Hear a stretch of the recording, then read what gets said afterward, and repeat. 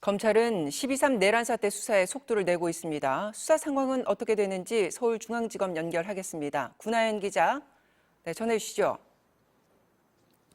네, 검찰 비상계엄 특별수사본부는 어제 곽종근 전 특수전사령관의 자택과 특수전사령부를 압수수색했습니다. 특전사는 12.3 내란 사태 당일 국회와 중앙선거관리위원회에 병력과 요원을 투입했던 부대입니다.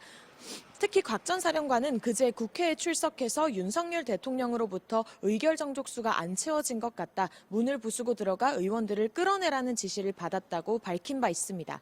검찰은 어제 특전사령부 또 곽 전 사령관 자택 압수수색을 통해 이 같은 윤 대통령의 지시 관련 증거 또 사전에 계엄을 준비했다는 자료 등을 확보하려 한 것으로 보입니다. 검찰은 방첩사령부에 대해서도 어제까지 사흘 연속으로 압수수색을 진행하며 내란 사태 관련 자료 확보에 주력했습니다. 네, 검찰은 어제 사태의 핵심 인물인 김용현 전 국방장관도 구속 후에 첫 조사를 했는데요. 이 내용도 전해주시죠. 네, 그렇습니다. 검찰은 김용현 전 장관을 다시 불러 늦은 저녁까지 5시간 정도 조사했습니다. 김 전 장관은 앞서 서울 동부구치소에서 자살 시도를 했는데 몸 상태는 양호한 것으로 전해졌습니다. 김 전 장관은 검찰 조사에서 윤 대통령이 포고령을 직접 수정했다는 진술을 한 것으로 알려졌는데요. 국회의 정치활동을 금지한다는 포고령 내용은 위헌성이 확인돼 그 자체가 내란 혐의의 강력한 증거로 지목돼 왔습니다. 포고령을 윤 대통령이 직접 검토했다면 윤 대통령의 내란 우두머리 혐의는 더 짙어질 수 있습니다. 검찰은 김 전 장관을 조만간 다시 불러서 윤 대통령의 지시 내용 등 사태의 전말을 추궁해 나갈 것으로 보입니다.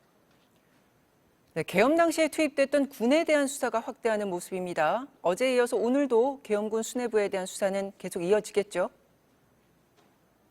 네, 그럴 것으로 보입니다. 우선 어제는 비상계엄 당시 특전사 707 특수임무단 병력을 국회로 수송한 김재훈 특수작전 항공단장이 참고인 신분으로 소환됐습니다.